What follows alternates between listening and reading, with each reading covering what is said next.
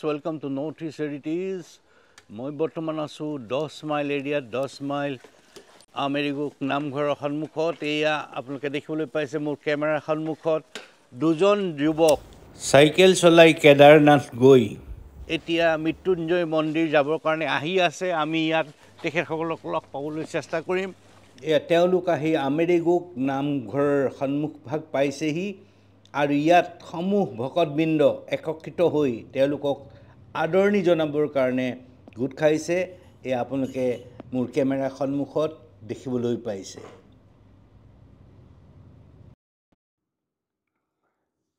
তেওঁলোক অসমৰ নলবাৰী চহৰৰ পৰা তেওঁলোকৰ চাইকেল যাত্ৰা আৰম্ভ কৰি কেদাৰনাথ মন্দিৰ দৰ্শন কৰাৰ পিছত আকৌ অসমলৈ ঘূৰি আহিছে। আজি আহি আমাৰ এই অঞ্চল আমেৰিগো 10 মাইল নামঘৰৰ সন্মুখত উপস্থিত হৈছেহি। আহক আমি সকলোৱে তেওঁলোকৰ এই চাইকেল যাত্ৰাৰ ওপৰত কি অভিজ্ঞতা হ'ল, কি সমস্যাৰ সন্মুখীন হ'ল, এই সকলোবিলাক জানিবলৈ চেষ্টা কৰোঁ।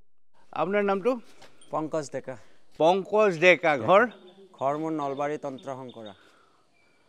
কিমান দিন হ'ল ঘৰৰ পৰা ওলোৱা? আজি মই 25 মে'ত ওলাই গৈছিলোঁ কেদাৰনাথ অভিমুখে আৰু কেদাৰনাথ মই 45 দিনত পাইছোঁ আৰু কেদাৰনাথ যাত্ৰা কৰি মই হৰিদ্বাৰৰ পৰা 5 জুলাইত ওলাইছিলোঁ আৰু 5 জুলাইৰ পৰা আজি মোৰ ট'টেলত 72 ডেজ হ'ল, 72 দিন লাগিল আৰু মই হৰিদ্বাৰৰ পৰা 25 লিটাৰ গংগাজল লৈ অসম নগাঁও মহামৃত্যুঞ্জয় মন্দিৰ অভিমুখে চাইকেল যাত্ৰা কৰি আছোঁ। আজি এই গাঁওখন আমেৰিগো 10 মাইল হয়, বৰ্তমান 10 মাইলত আৰু এই নামঘৰত সঁচাকৈ বহুত বেছি মানে মৰম, বহুত বেছি ছাপৰ্ট পাইছোঁ আৰু লগতে আমি সিদিনাখনে থকা জেগাৰ কাৰণে হাবাথুৰি খাই গৈছিলোঁ। বিশেষকৈ আমাৰ ডাঙৰীয়া খুৰা আৰু খুৰী মানে মোৰ দাদাই লৈ আহিছিলে ইয়ালৈকে আৰু অনাৰ পিছত খুৰা আৰু খুৰীয়ে আমাক ইয়াতে থকা জেগাৰ ধুনীয়াভাৱে সুবিধা কৰি দিলে আৰু কৈছে 2-3 দিন থকা তোমালোকৰ কোনো টেনশ্যন নাই, কিন্তু আমাৰ যিহেতু যাত্ৰাৰ এটা টাইম আছে, সেই টাইমত আমি যাই পাব লাগিব, সেইবাবে আমি থাকিব নোৱাৰিলোঁ। যি কি নহওক বহুত বেছি ধন্যবাদ সকলোকে অসমবাসী ৰাইজকে আৰু লগতে খুৰা খুৰীকে। আৰু আমাৰ ঘৰৰ ফালৰ পৰা প্ৰথমতে তেখেতলোকক এখন গামোচা দিব বিচাৰিছোঁ, যিহেতু মানে যি কাৰ্যত তেওঁলোকে মানে আগবাঢ়িছে, ভগৱানে তেওঁলোকক সফল কৰক। খুব ভাল লাগিল আমাৰ মানে গৃহত যে তেওঁলোকে 2টা ৰাতি কটালে, আমাৰ নিজকে বহুত সাফল্য মানে নিজকে আমাৰ ঘৰখনত বহুত মানে ভাল লাগিছে। আমাৰ মানে মনটো বহুত আনন্দ পাইছোঁ আমি, যিহেতু এইটো শাওণ মাহ, যিহেতু চলি আছে, ভলেবম চলি আছে, সেইদিনা সোমবাৰ তেওঁলোকৰ খবৰটো পায়েই তেওঁলোকক মই কৈছোঁ আহা দুখে সুখে আমাৰ ঘৰতে 2 ৰাতি মানে আৰু মই কৈছোঁ এসপ্তাহ থাকি যোৱা। ইমান ভাল লাগিছে মই থকাৰ কাৰণে। ধন্যবাদ থাকিল। ঠিক আছে। এইটো নামঘৰৰ ফালৰ পৰা কৃতজ্ঞতা লাভ হওক দেই, ভগৱানে তোমালোকক আৰু আগলৈ লৈ যাওক। এয়া নামঘৰৰ পৰা বকুল শইকীয়া বাপে এখনি ফুলাম গামোচাৰে তেওঁৰ সতীৰ্থ। তোমাৰ নামটো? নমস্কাৰ, মোৰ নাম মহাদেৱ ব্ৰহ্ম, মোৰ ঘৰ নলবাৰী কঠালবাৰী গাঁও। তুমিও সেই একেলগে ওলাইছা? পংকজ আৰু মই একেলগে যাত্ৰা কৰিছিলোঁ, আৰামছে আহি পালোঁ। এতিয়া মৃত্যুঞ্জয় মন্দিৰ গৈ আছোঁ, মা গংগা পানী লৈ আছোঁ হৰিদ্বাৰৰ পৰা 25 লিটাৰ কৰি মৃত্যুঞ্জয় মন্দিৰৰ পৰা পিছত ঘৰলৈ যাবা? মৃত্যুঞ্জয় আমি অহা সোমবাৰে পানী অৰ্পণ কৰিম, ইয়াৰ পিছত ঘৰ যাম। ঘৰলৈ যাবা? কিমান দিনৰ পিছত ঘৰলৈ যাবা? আজি মঙলবাৰ নেকি? আজি মঙলবাৰ, 10 দিনৰ পিছত ঘৰ যোৱা হ'ব। 10 দিনৰ পিছত ঘৰ যোৱা হ'ব। এতিয়া মই তোমালোকক অকণমান সুধিম, তোমালোকৰ এই যিটো জাৰ্ণি হ'ল, ইয়াৰ পৰা যেতিয়া ষ্টাৰ্ট কৰিছিলা কেনেকুৱা ধৰণৰ কিছুমান অসুবিধাও পাইছা? আৰু চাইকেল লগতে চাইকেলৰ হাৱা চাৱা নাথাকে, পুৰণা চাইকেল, আৰু এইটো নহয় একদম নতুন চাইকেল, পুৰণা। এই চাইকেল কেতিয়া কিনা? মই যেতিয়া HS ফাৰ্ষ্ট ইয়াৰ পঢ়ি আছিলোঁ তেতিয়াই কিনা আছিল, আৰু পংকজতো দেউতাকৰ চাইকেল নহয়? বহুত পুৰণি চাইকেল হয় এখন, আৰু দেউতাৰ পুৰণি চাইকেলখন লৈয়ে আজি মই এই যাত্ৰা সফল কৰিব আহিছোঁ। আৰু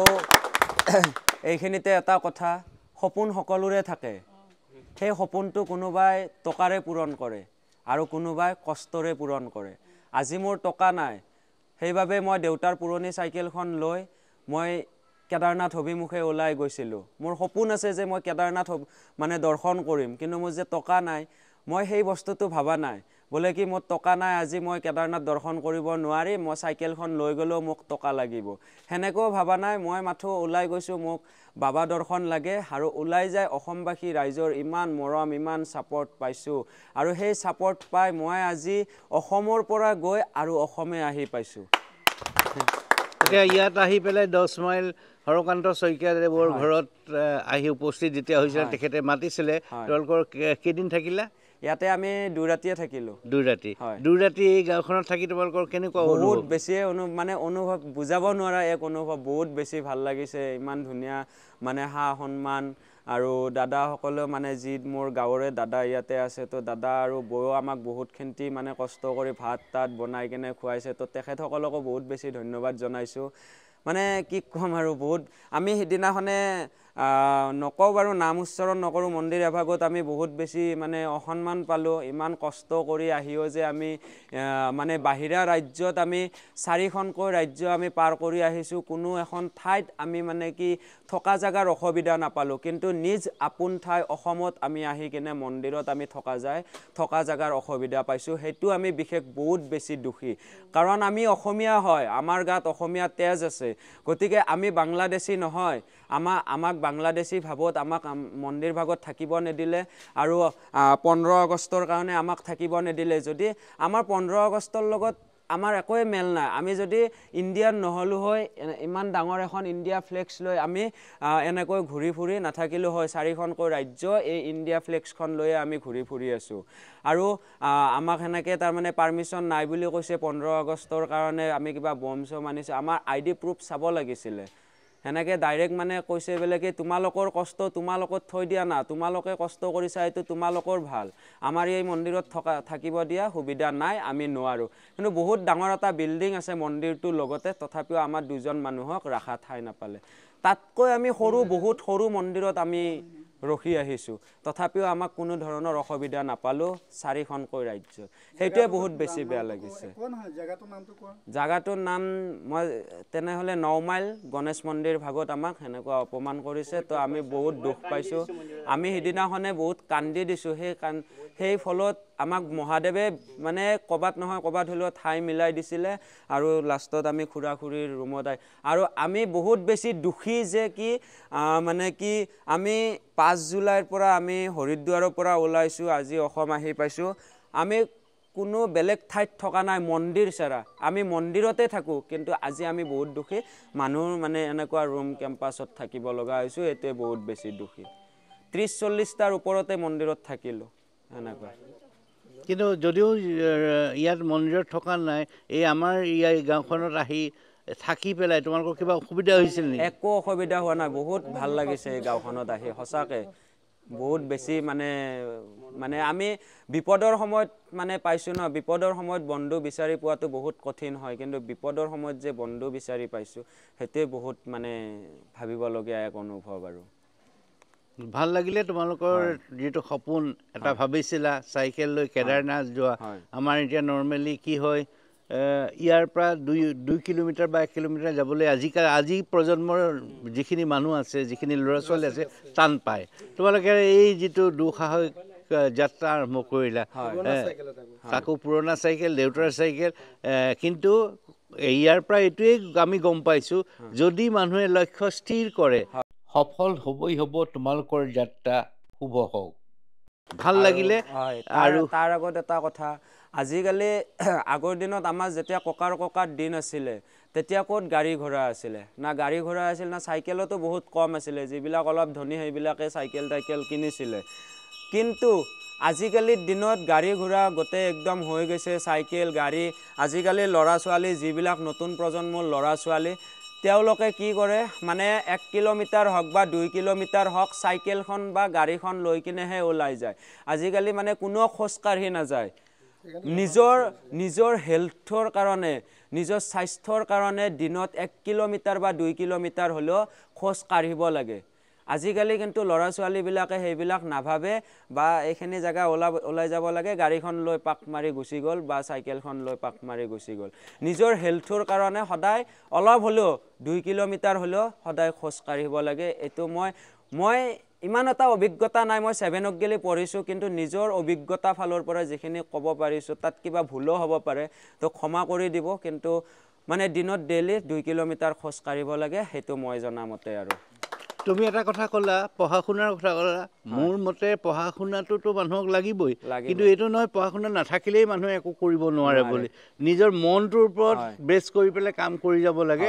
ভাল লাগিলে তোমালোকৰ যাত্ৰা সফল হওক আৰু এফালে মানে এনেকৈ মই কেদাৰনাথৰ পৰা অসমবাসী ৰাইজে যে ইমান সহায় কৰিছে তো সেই সহায়ৰ মানে অলপ হ'লেও কিবা মই যাক যেনেকৈ পাইছোঁ এনেকৈ প্ৰসাদ মানে দি আহিছোঁৱে অলৰেডি আৰু এখেতসকলকো মই এনেকৈ দিছোঁ ৰাইজক সকলোৱে মানে অলপ ভগাই খালে হ'ল কাৰণ ভগৱানৰ প্ৰসাদ অলপেই বহুত আৰু মানে ইমান আনিবলৈ আমাৰ চাইকেল ভাৰী হৈ যায় আৰু তাৰ লগত যিসকলে মানে প্ৰসাদ পোৱা নাই তেখেতসকলৰ কাৰণে গংগা জল আছে 25 লিটাৰ ইয়াৰ 12.5 লিটাৰ গংগা জল হ'ল মোৰ নিজৰ ঘৰ মা দেউতা বা মোৰ নিজৰ বংশগোষ্ঠীৰ কাৰণে আৰু 12.5 লিটাৰ পানী হ'ল মানে গোটেই সমূহ অসমবাসী ৰাইজৰ কাৰণে সকলোৰে আশীৰ্বাদ মানে মনৰ আশা পূৰ্ণ হওক বুলি বাবা শিৱলিংগত মই যাই অৰ্পণ কৰিম গংগা জলটো সেইকাৰণে আনা হৈছে আৰু ধন্যবাদ তোমালোকৰ যাত্ৰা সফল হওক ফালৰ পৰা আন্তৰিক ধন্যবাদ জনাইছোঁ ধন্যবাদ যে তোমালোকে দেখাই দিলা হয় যে এইটো বয়সতে তোমালোকে এটা অসমবাসীক এটা বাৰ্তা দিলা হয় যেনেকৈ সেই সাক্ষী কবিতাটোত কবি দাসে কৈছিলে হংসি কন্ত নপায়া যিনি পায়া তিনি ৰুই তাৰমানে অসমীয়া অৰ্থটো হ'ল হাঁহি আজিলৈকে ভগৱানক কোনেও পোৱা নাই ভগৱানক পাইছে সেইজন ব্যক্তিয়ে যিজন ব্যক্তিয়ে কান্দিব পাৰিছে কষ্ট কৰিব পাৰিছে শাৰীৰিক মানসিক সকলো দিশতে যিজন ব্যক্তিয়ে কষ্ট কৰিব পাৰে সেইজনেহে ভগৱানক পায় যে তোমালোকে হ'ল নিদৰ্শন তোমালোকে এটা সুন্দৰ নিদৰ্শন দেখালা নলবাৰীৰ পৰা সুদূৰ কেদাৰনাথ যাত্ৰা কৰিছা দুখন চাইকেলে ইমান সহজ কথা নহয় যে তোমালোকে দেখাই দিলা যে হাঁহি ভগৱানক কোনেও নাপায় ভগৱানক পাবলৈ হ'লে কান্দিব লাগিব আৰু কষ্ট কৰিব লাগিব বেষ্ট অফ লাক তোমালোকৰ অনাগত যাত্ৰা শুভ হওক আমি নামঘৰৰ ফালৰ পৰা তোমালোকলৈ ধন্যবাদ ধন্যবাদ